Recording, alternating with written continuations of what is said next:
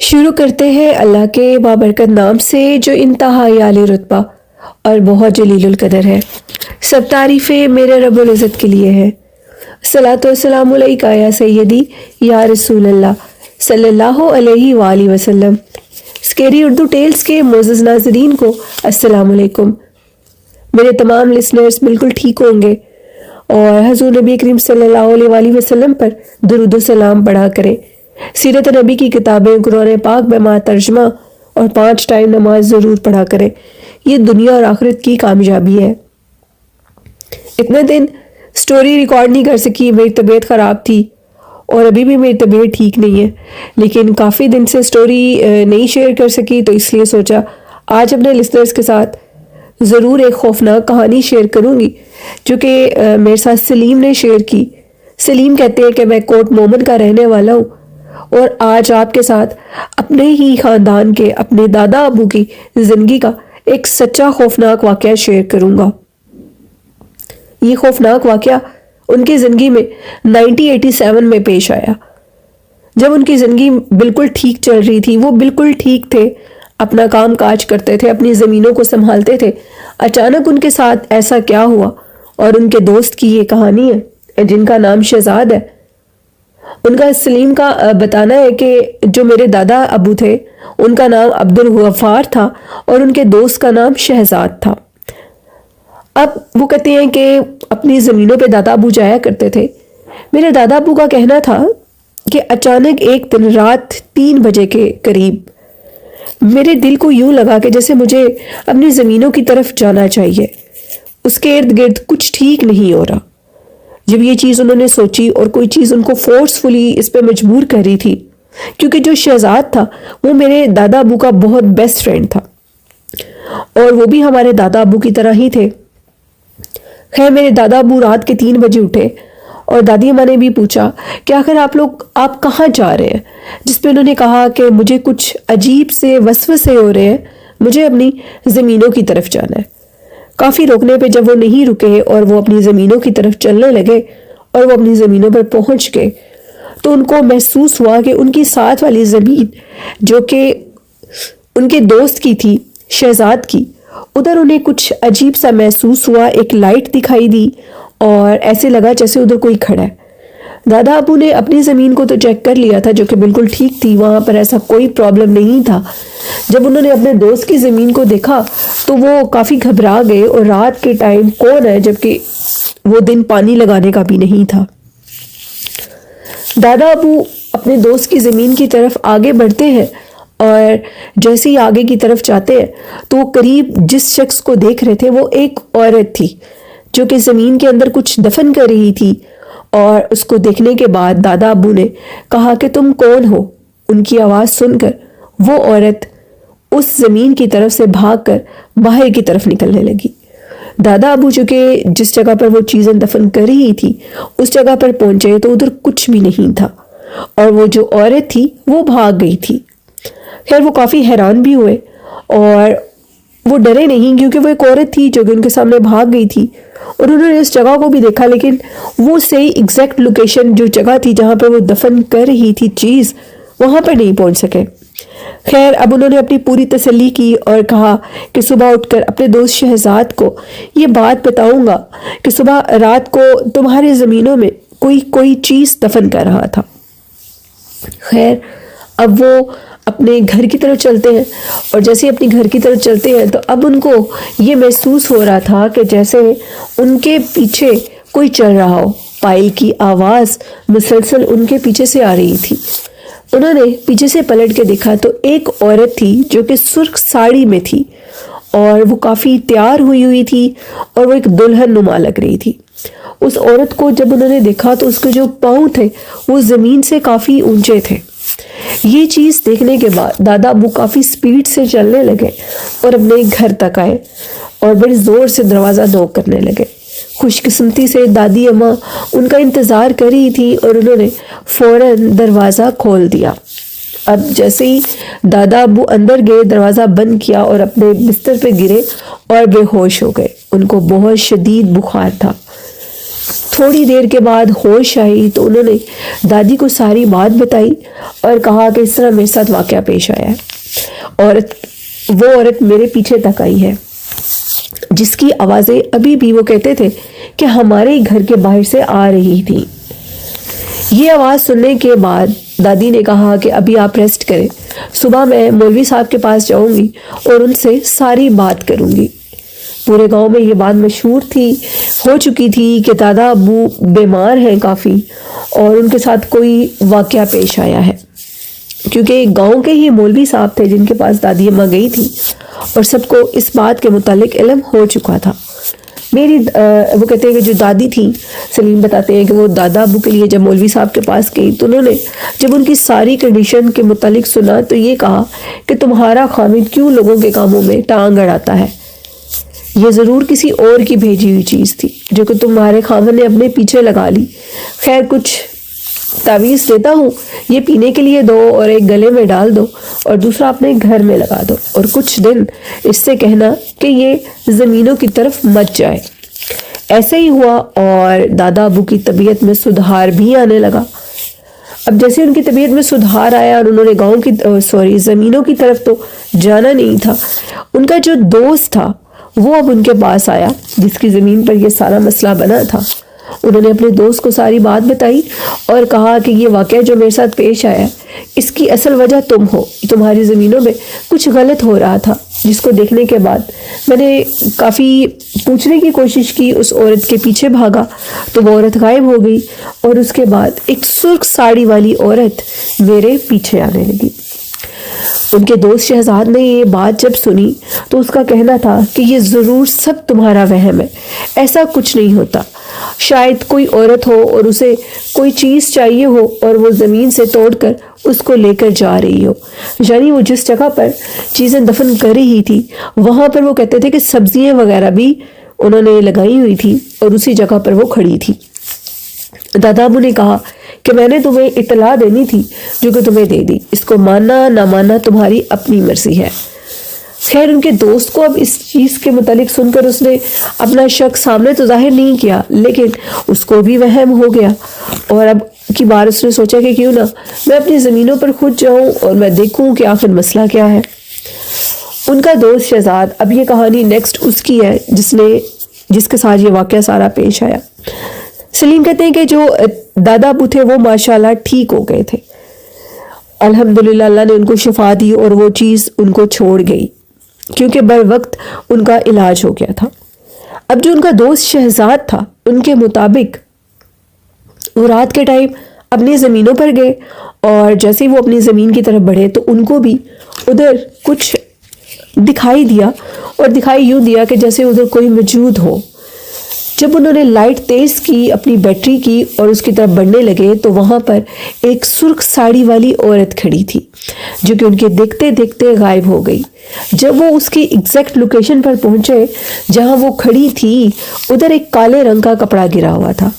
انہوں نے کالے رنگ کے کپڑے کو اٹھایا تو اس کے نیچے کچھ زمین میں گڑا ہوا تھا۔ جب انہوں نے زمین کو کھودنا شروع کیا تو اس کے اندر سے ایک مٹکا نکلا مٹی کا جو کہ خون آلود تھا، وہ خون سے بھرا ہوا تھا۔ اس مٹکے کے منہ کے اوپر انتہا سے زیادہ خون تھا۔ انہوں نے اس مٹکے کو کھولا اور کھولنے کے بعد جیسے ہی اس کو دیکھا تو اس کے اندر بہت زیادہ سونے کے زیورات تھے اور اوپر ایک کالے رنگ کی ساڑی تھی۔ یہ کالے رنگ کی ساڑی اور زیورات سے بھرا مٹکا دیکھ کر وہ کافی حیران ہوئے اور تھوڑا سا ان کے دل میں لالچ بھی آیا کہ شاید یہ کسی نے دفنا دیا ہو اور میں اس کو گھر لے جاتا ہوں، یہ میرے کام آئے گی، یہ میرے ہی زمین کے نیچے سے زیور نکلا ہے، یعنی زمین سونا دیتی ہے، اس کے متعلق سنا تھا لیکن آج آنکھوں سے دیکھ لیا۔ وہ یہ مٹکا لے کر اپنے گھر کی طرف روانہ ہو گئے۔ جیسے وہ اپنے گھر کی طرف گئے اور اس طرح ان کی والدہ نے دروازہ کھولا اور انہوں نے کہا کہ یہ تم کیا لے کر آئے ہو؟ انہوں نے اپنی والدہ کو پوری بات بتائی جو کہ ان کے دادا ابو سلیم کے دادا ابو کے ساتھ پیش آیا، اور پھر انہوں نے ان کو یہ مٹکے کی بھی ساری کہانی سنائی جو ان کی زمینوں سے آج نکلا تھا، اور پھر اس کے بعد ان کی والدہ کا کہنا تھا کہ بیٹا یہ مجھے ٹھیک نہیں لگ رہا، غلطی سے بھی اس مٹکے کے اندر زیورات کو ہاتھ مت لگانا، یہ ضرور جادو کی چیزیں ہیں اور یہ تمہیں نقصان دے سکتی ہے۔ بڑے جو کہتے ہیں وہ بالکل سچ ہوتا ہے۔ انہوں نے اپنی والدہ کی بات سنی اور کہا کہ آپ بالکل ٹھیک فرما رہی ہیں، میں صبح اس مٹکے کو نہر کے اندر پھینک آؤں گا، آپ بے فکر رہے، اب رات کافی ہو چکی ہے، میں اگر اب باہر نکلا تو کوئی خطرہ نہ ہو جائے۔ ان کی والدہ کا کہنا تھا کہ صبح فجر کی نماز کے بعد تم اپنے کام کو فوراً کرو گے، مجھ سے وعدہ کرو۔ انہوں نے وعدہ کر لیا اور صبح فجر کی نماز پڑھی، اور وہ کہتے ہیں کہ نماز پڑھنے سے پہلے ان کے ساتھ ایک ہیپننگ ہوئی تھی، اور وہ ہیپننگ یہ تھی کہ وہ جو مٹی کا وہ مٹکا تھا وہ انہوں نے سامنے ٹیبل پہ رکھ دیا تھا، اور وہ میرڈ تھے، شادی شدہ تھے۔ ان کی بیوی کئی رات کو اٹھی، اس نے وہ چیزیں دیکھی اور اس کے مطابق اس نے کچھ چیزیں لالچ میں آ کر اس مٹکے کے اندر سے نکال لی تھی۔ اس بات کے متعلق جو شہزاد تھے ان کو بھی نہیں پتا تھا، جو کہ سلیم کے دادا ابو کے دوست تھے۔ خیر وہ فجر کے ٹائم اٹھے اور اپنی والدہ کے حکم کو پورا کیا، اور انہوں نے وہ مٹکا جا کر پھینک دیا پانی میں۔ جس دوران وہ مٹکا پھینکنے کے لیے گئے تو ان کو اپنے پیچھے وہی سرخ ساڑی والی عورت دکھائی دی جس کے پاؤں آدھے ہوا میں تھے اور وہ ان کے پیچھے پیچھے تھی۔ وہ اپنے اوپر آیت الکرسی چاروں کل پڑھتے ہوئے انہوں نے اس کام کو انجام دیا، اور جیسے ہی انہوں نے اس مٹکے کو پھینکا تو محسوس ہوا کہ جیسے مٹکے کے اندر کوئی دھواں نما چیز ہے اور وہ باہر کی طرف نکلی ہے۔ خیر انہوں نے اس چیز کی طرف اب نوٹس نہیں کیا، اور انہوں نے اپنی جان چھڑوائی اس چیز سے اور اپنی گھر کی طرف چلے گئے۔ جیسے ہی وہ اپنے گھر پہنچے تو ان کی جو بیوی تھی انہوں نے ان کو کمرے میں بلایا اور کہا کہ میں نے ایک غلط کام کیا آپ کے پوچھنے کے باوجود، آپ سے پوچھے بغیر، کیونکہ وہ جو مٹکا آپ نے رکھا تھا جس کو آپ پھینک آئے ہیں وہ زیورات کا بھرا ہوا تھا۔ اس مٹکے کے اندر بہت خوبصورت کنگن تھے اور ان کنگن کو میں نے نکال لیا، مجھے معاف کر دینا، مجھے وہ کنگن بہت پسند تھے اور شاید وہ بہت بھاری سونے سے بنے ہوئے ہیں اور آنے والے وقت میں ہمارے خوب کام آئیں گے۔ اب انہوں نے اپنی بیوی کو کہا کہ یہ کیا تو تم نے بہت غلط ہے، میں نے اپنی والدہ سے وعدہ کیا تھا اور تم نے ان کنگنوں کو کیوں نکالا؟ یہ ہمارے لیے کوئی مصیبت کھڑی کر سکتے ہیں۔ اس عورت کا کہنا تھا کہ یہ ہمارے لیے کوئی مصیبت کھڑی نہیں کریں گے، ویسے ہی آپ کی والدہ کو ضرور خوف کے مارے کوئی غلط وہم ہو رہا ہوگا، کاش آپ نے ان کو نہ بتایا ہوتا کہ وہ مٹکا جو کہ سونے سے بھرا تھا وہ آپ کو ملا، وہ ہم سارا سنبھال لیتے۔ خیر انہوں نے کہا کہ اب تم میری والدہ کو مت بتانا، تم یہ غلطی کر چکی ہو، اور اب میرے لیے کھانا لے کر آؤ، ناشتہ لے کر آؤ۔ تھوڑی دیر کے بعد ان کی مسز ناشتہ لے کر آئی اور ان کا بیٹا بھی ایک تھا۔ ان کا کہنا تھا کہ ان کی جو مسز تھی انہوں نے جو ہڈیاں بنائی تھی اس دن وہ ٹھیک نہیں تھی، جس پہ ان کے شوہر کا کہنا تھا کہ تم نے آج جو کھانا بنایا وہ بالکل ٹھیک نہیں ہے، مجھے تمہارے ہاتھ کے کھانا بہت پسند ہے لیکن یہ تو بہت بد ذائقہ اور ایک عجیب سی بدبودار چیز لگ رہی ہے۔ جس پہ ان کی بیوی بھڑک اٹھی اور کہنے لگی کہ آج تمہیں یہ چیز بری لگی ہے، کل تمہیں میں بری لگنے لگوں گی، اور وہ اس قدر بھڑکی کہ اس کو دورہ پڑ گیا، یعنی مرگی کا دورہ، جو کہ پہلے کبھی ایسا نہیں ہوا تھا۔ وہ بہت زیادہ پریشان ہوئے، ان کے سارے گھر والے اکٹھے ہو گئے اور انہوں نے اپنی بہو کو اٹھایا اور اندر کمرے میں لے گئے۔ جیسے ہی وہ اس کو کمرے میں لے کر گئے اور اس کے منہ پہ پانی کے چھینٹے مارے تو اس کو کچھ ہوش آیا، اور وہ کہنے لگی کہ مجھے کچھ سمجھ نہیں آیا، مجھے بس عجیب سی پائلوں کی آواز آئی اور اس کے بعد مجھے ہوش نہیں رہا۔ خیر تھوڑی دیر کے بعد ان کی طبیعت جو کہ ٹھیک ہوئی تھی، اب وہ گھنٹے کے بعد دوبارہ ان کو ایک دورہ پڑا جو کہ وہ بھی مرگی کا دورہ تھا، اور ان کی حالت غیر ہو گئی، بہت زیادہ خراب حالت، اور ان کے وجود کے اندر مرگی کے اس دورے کے ساتھ ایک چڑیل بھی حاضر ہو گئی جو کہ ان کے وجود کے اندر تھی، اور ان کے منہ سے اب بولنے لگی اور یہ کہنے لگی کہ تو نے میرے کنگن لے لیے ہیں، میں اس مٹکے کے اندر قید تھی، تیرا خاوند ان مٹکے کے تعویذات کو اور ان زیورات کو تو پھینک آیا لیکن تو نے اس میں سے کنگن نکال لیے جو کہ میرے کنگن ہے، میں تجھے تب تک نہیں چھوڑوں گی جب تک تو مجھے میرے کنگن نہیں دے گی۔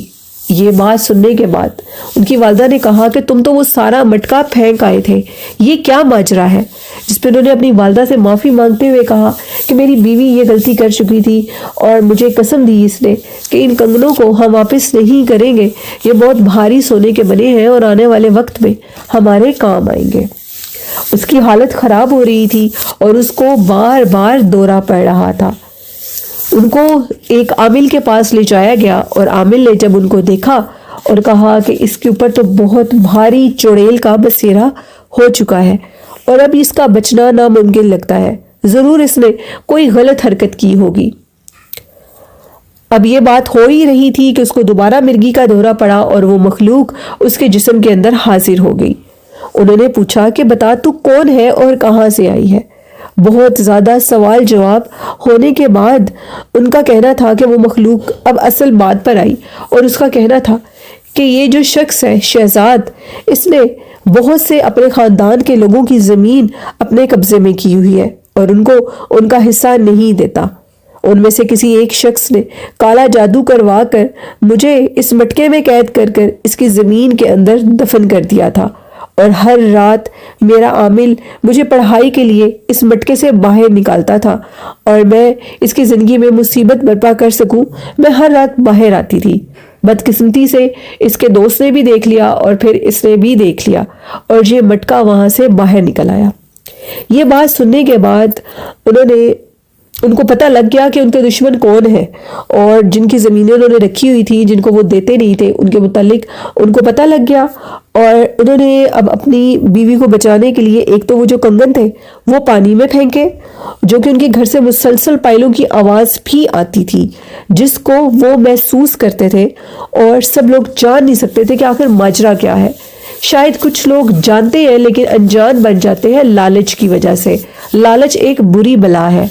خیر انہوں نے وہ کنگن تو پھینک دیے اور پھینکنے کے بعد اپنے خاندان کے جن لوگوں کی زمین اپنے انڈر کی تھی وہ اب ان کو دینے کا فیصلہ کیا اور ان سے معافی مانگی اور ان کو کہا کہ آپ لوگ اپنی زمینیں لے لیں اور اب ہم پر کوئی بھی کالے جادو کا وار مت کریے گا، بلکہ آپ نے رات کے اس اندھیرے میں جہاں جہاں میرے زمین پر تعویذ دفن کیے وہ سب کے سب نکال لے اور اپنا حصہ مجھ سے لے لے۔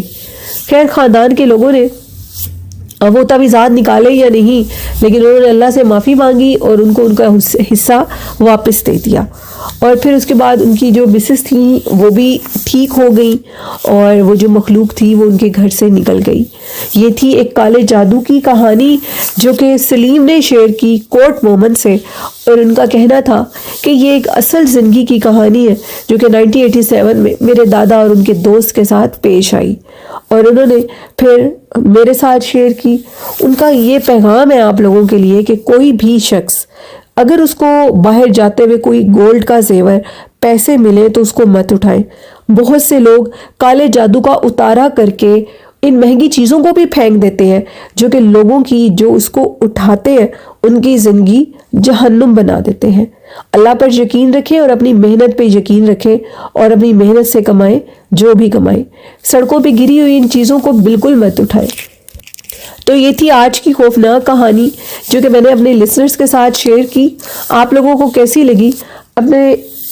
اس فیڈ بیک کو ضرور دیجیے گا مجھے۔ ابھی بھی میری طبیعت بہت خراب ہے اور بولنے میں تھوڑی پرابلم ہو رہی ہے زکام کی وجہ سے۔ والدین جیسی خوبصورت نعمت کی قدر کریں، ان سے محبت اور پیار کریں۔ اللہ پاک ہم سب کے والدین کو صحت تندرستی والی لمبی زندگی دے، آمین۔ اور چینل کو سبسکرائب کریں، چینل کو سپورٹ کریں۔ اپنی ہوسٹ نیلم کو اجازت دیجیے، اپنا اور اپنے والدین کا بہت سا خیال رکھیے گا، مجھے اور میرے والدین کو اپنی ڈھیروں دعاؤں میں یاد رکھیے گا۔ اللہ پاک آپ سب کا حامی و ناصر ہو۔ اللہ حافظ، اللہ نگہبان۔